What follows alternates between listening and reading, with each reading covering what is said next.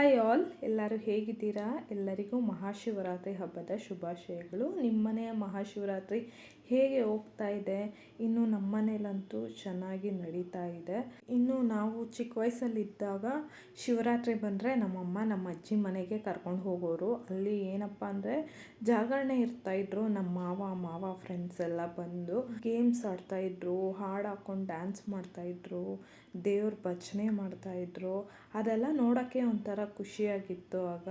ಇನ್ನು ನಾನು ಚಿಕ್ಕ ವಯಸ್ಸಲ್ಲಿದ್ದಾಗ ನಮ್ಮಮ್ಮ ಮಲ್ಕೊ ಅಂತ ಹೇಳಿದ್ರು ಮಲ್ಕೊತಾ ಇರಲಿಲ್ಲ. ಶಿವರಾತ್ರಿ ದಿನ ಜಾಗರಣೆ ಮಾಡ್ತೀನಿ ಅಂತ ಹೇಳ್ಬಿಟ್ಟು ಎದ್ದು ಕೂತ್ಕೋತಾ ಇದ್ದೆ. ಅವ್ರು ಮಾಡೋದೆಲ್ಲ ಚೆನ್ನಾಗಿತ್ತಲ್ವ, ಸೊ ನೋಡ್ಕೊಂಡು ಕೂತ್ಕೋತಾ ಇದ್ದೆ. ಇನ್ನು ಒಂದು ಸತಿ ಕಣ್ಮುಚ್ಚಿ ಕಣ್ಣು ಬಿಡೋಷ್ಟರಲ್ಲಿ ಬೆಳಕಾಗ್ತಾ ಇತ್ತು. ಈ ಥರ ನಮ್ಮ ಜಾಗರಣೆ. ಇನ್ನು ಉಪವಾಸ ಅಂತೂ ನಾನು ಉಪವಾಸ ಇದ್ದೇ ಇರ್ತೀನಿ ಅಂತ ಹೇಳಿ ಇರ್ತಾ ಇದ್ದೆ. ಅದು ನಮ್ಮಮ್ಮ ಸ್ವಲ್ಪ ವೆರೈಟಿಯಾಗಿ ಅಡುಗೆ ಮಾಡ್ತಾಯಿದ್ರು, ಲಾಡು ಮಾಡ್ತಾಯಿದ್ರು, ತಂಬಿಟ್ಟು ಮಾಡ್ತಾಯಿದ್ರು. ಅದನ್ನು ನೋಡಿ ಉಪವಾಸ ಎಲ್ಲೋಯ್ತು ಅಂತಲೇ ಗೊತ್ತಾಗ್ತಾ ಇರಲಿಲ್ಲ. ಅದನ್ನು ಆ ಥರ ತಿಂತಾಯಿದ್ವಿ. ಈ ಥರ ನಮ್ಮ ಚಿಕ್ಕ ವಯಸ್ಸಿನ ಶಿವರಾತ್ರಿ ಹೋಗ್ತಾಯಿತ್ತು. ಇನ್ನು ಈಗಂತೂ ಉಪವಾಸ ಆ್ಯಕ್ಚುಲಿ ಮಾಡ್ತಾಯಿದ್ದೆ, ಒಂದು 2 ಇಯರ್ಸಿಂದ ಬಿಟ್ಟೆ. ಈಗ ಮಾಡ್ತಾಯಿಲ್ಲ, ನಾರ್ಮಲ್ ಪೂಜೆ ಮಾಡ್ತೀನಿ.